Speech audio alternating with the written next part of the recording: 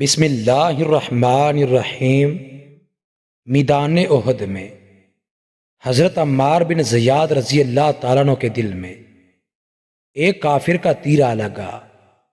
حضرت عمار لڑکھڑا کر گر گئے اور دل پر ہاتھ رکھ کر اللہ سے عرض کی، الہی مجھے اپنے محبوب صلی اللہ علیہ وآلہ وسلم کی زیارت کر لینے دے، پھر میری جان نکلے۔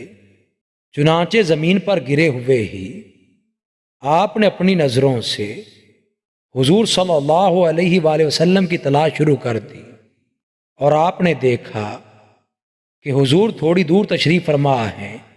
چنانچہ آپ زمین پر گھسیٹتے ہوئے آہستہ آہستہ حضور تک پہنچ گئے اور پھر اپنا منہ حضور کے قدموں پر رکھ دیا اور اپنے رخسار حضور صلی اللہ علیہ وآلہ وسلم کے طلبوں پر ملتے جاتے اور یہ کہتے جاتے تھے، رب کعبہ کی قسم میں اپنی مراد کو پہنچ گیا، رب کعبہ کی قسم میں اپنی مراد کو پہنچ گیا۔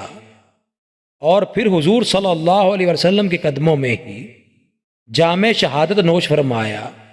سبحان اللہ، نکل جائے دم تیرے قدموں کے نیچے، یہی دل کی حسرت، یہی آرزو ہے۔